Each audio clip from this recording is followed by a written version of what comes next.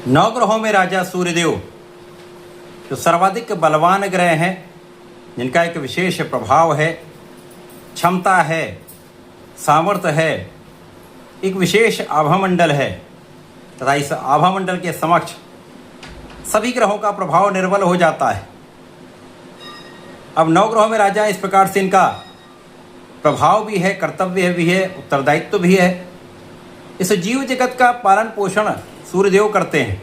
साक्षात देव सूर्यदेव हैं। सूर्य की प्रथम किरण के आगमन के साथ इस जीव जगत में प्राण का संचार हो जाता है, प्रकाश का प्रवाह हो जाता है। अत्यंत महत्वपूर्ण सूर्यदेव जो अनुशासन के कारक हैं, शासन प्रशासन के कारक हैं, सरकारी नौकरी, प्रशासनिक सेवाओं तथा राजनीति के कारक सूर्यदेव हैं। इसी प्रकार से आत्मबल तथा पिता के कारक सूर्यदेव। अत्यंत महत्वपूर्ण सर्वाधिक बलवान नवग्रहों में राजा सूर्यदेव 17 अगस्त को राशि परिवर्तन करके स्वयं की राशि में प्रवेश कर रहे हैं। और ज्योतिष के नियमानुसार जब भी कोई ग्रह स्वराशि में, स्वभाव में, अपने भाव में जाता है तो उस ग्रह का प्रभाव कई सौ गुना प्रबल हो जाता है, उसका कार्यकत्व प्रबल हो जाता है तथा वो जिन जिन भाव का स्वामी है उस भाव की प्रबलता कई गुना प्रबल हो जाती है। प्रिय दर्शकों, सूर्यदेव का ये गोचर अत्यंत महत्वपूर्ण तो है, बलवान भी है। महाबलवान सूर्यदेव पर राहु की दृष्टि का प्रभाव भी है, जिसके कारण ग्रहण दोष भी लग रहा है।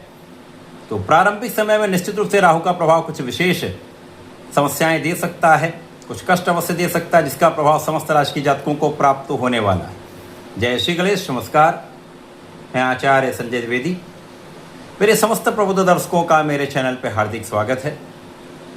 प्रिय दर्शकों, आज मैं मीन राशि के लिए सूर्यदेव के राशि परिवर्तन का, सूर्य की बलवान अवस्था का, राहु के साथ ग्रहण दोष का किस प्रकार का प्रभाव को प्राप्त होगा, इस समय में कुछ लाभ मिलेंगे अथवा कहीं पर समस्या आएगी, यदि कहीं पर समस्या है तो उसका क्या निराकरण, संपूर्ण विश्लेषण मैं पूर्ण तरीके के साथ करने जा।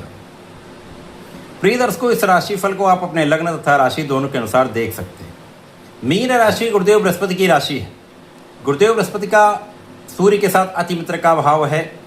इसी प्रकार से यदि हम अवलोकन करें तो मीन राशि के सूर्यदेव आपके षष्ठेश हैं। षष्ठम भाव के स्वामी का गोचर षष्ठम भाव में ही आरंभ हो रहा है।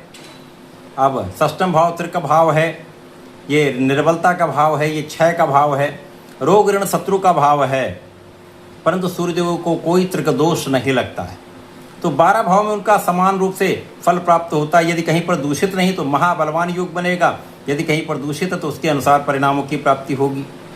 तो मीन राशि के षष्ठम भाव में सूर्य का गोचर कुछ विशेष परिणामों की प्राप्ति अवश्य कराएगा, परंतु प्रारंभिक समय में समस्या निश्चित रूप से होगी, क्योंकि रोग ऋण शत्रु का भाव है और राहु यहाँ पर गोचर कर रहे हैं। यहाँ से सीधी दृष्टि का प्रभाव राहु का 6वें भाव पर भी है, सूर्य पर भी है, जिसके कारण ये भाव निर्बल हो रहा है। तो प्रारंभिक समय में जब तक सूर्यदेव 7-8 डिग्री पर नहीं पहुंचते हैं, जब तक ये बलवान नहीं होते हैं, तब तक समस्याएं अवश्य होंगी। तो इस समय में शत्रु बढ़ेंगे। प्रारंभिक समय में कोई ना कोई शत्रु आपको डिगाने का प्रयत्न करता रहेगा, आपको आपके कार्यक्षेत्र में अवरोध देता रहेगा। हो सकता है कोई ऐसा उच्चाधिकारी, कोई ऐसा आपका शासन प्रशासन का व्यक्ति आपको डिगाने का प्रयत्न करे या आपके साथ समस्या उत्पन्न करे, आपके लिए समस्या बन जाए, तो ये हो सकता है। इसी प्रकार से यदि आप व्यापार का विस्तार करना चाह रहे हैं, लोनिंग कराना चाह रहे हैं, तो वहाँ पर अवरोध आ जाएगा, चीज़ें डिले हो जाएंगी। इसी प्रकार से इस समय में आपको हड्डी के रोग हो सकते हैं, आँखों की समस्या हो सकती है। इसी प्रकार से इस समय में उच्चाधिकारियों से आपकी बनती नहीं है, आपसे मतभेद रहते हैं। पिता के स्वास्थ्य में भी समस्या होती है, पिता का उतना सहयोग नहीं प्राप्त हो पाता है। और इस समय में आपका जो प्रभाव है वो कहीं ना कहीं नकारात्मकता देता है। जैसे जैसे ये गोचर आगे बढ़ेगा 24-25 अगस्त के आसपास सूर्यदेव बलवान हो जाएंगे, और जब सूर्य का बल बढ़ता है तो राहु की दृष्टि का प्रभाव भी उतना नकारात्मक प्रभाव नहीं दे पाते, क्योंकि लंबी अवधि का सूर्य ग्रहण नहीं लगता। तो सूर्य बलवान होंगे तो राहु का प्रभाव कुछ निर्बल होगा, जिसके कारण आ रही समस्याओं का निदान होना आरंभ हो जाए। यहाँ पर आपके काम बनने आरंभ हो जाएं, गतिरोध समाप्त होगा, अवरोध समाप्त होगा, शत्रुओं का पराभव भी होगा, शत्रुओं का विनाश निश्चित है। चाहे वो ज्ञात शत्रु हो चाहे अज्ञात शत्रु हो, किसी भी प्रकार का शत्रु आपके सामने टिक नहीं पाएगा। और जब आप व्यापार बढ़ाने के लिए ऋण लेने का प्रयास कर रहे हैं तो यहाँ पर आपको अधिक प्रयास करना पड़ेगा। अधिक प्रयासों के बाद आपको सफलता अवश्य प्राप्त होगी।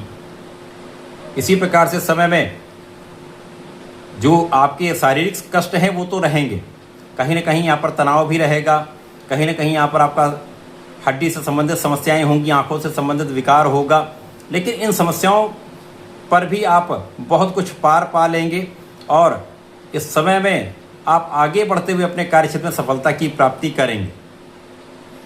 जैसे ये गोचर आगे बढ़ेगा तो आपका बुद्धिबल श्रेष्ठ हो जाएगा, आपका ज्ञान बढ़ जाएगा, आपकी क्षमता में, आपकी नेतृत्व की क्षमता में कई गुना वृद्धि हो जाएगी और आपका विवेक जागृत रहेगा। ऐसे समय में यदि आप कोई भी प्रयास करते हैं तो आप विवेकशील होकर निर्णय लेते हैं और जब आप समझदारी से कोई काम करते हैं, सोच विचार कर बोलते हैं तो विवाद भी कम होता, समस्याएं भी कम होती हैं तथा उस समय में आप अपने समय का संपूर्ण उपयोग कर पाते हैं।